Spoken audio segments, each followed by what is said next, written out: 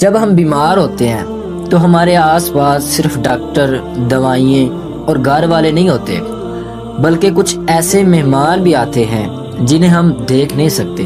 ہاں، فرشتے، اللہ کے خاص بندے جو اس کے حکم سے اترتے ہیں اس کے بندوں کے حال دیکھنے کے لیے۔ انسان جب تندرست ہوتا ہے نا تو اس کی زبان پر اکثر شکوے ہوتے ہیں، یہ کیوں نہیں ملا، وہ کیوں ہو گیا۔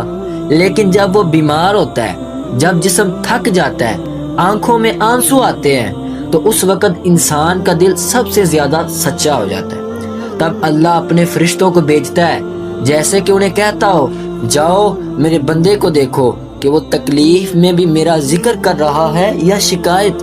اور سوچو، اگر اس لمحے ہمارے لبوں پر صبر، شکر اور امید کے الفاظ ہوں تو وہی فرشتے واپس جا کر کہتے ہیں، یا اللہ، تیرا بندہ تیری تعریف کر رہا ہے، اس نے کسی شکوے کا لفظ نہیں کہا۔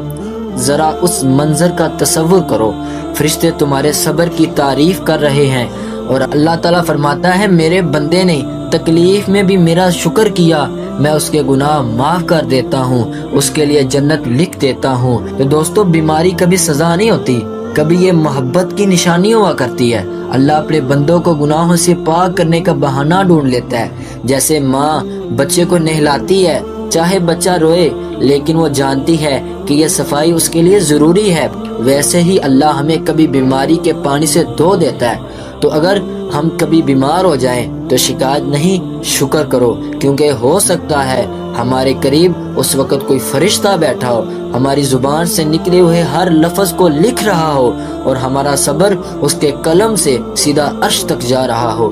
اللہ ہمیں صبر، شکر اور ایمان کی وہ طاقت عطا فرمائے جس سے ہم ہر حال میں اس کے قریب رہیں۔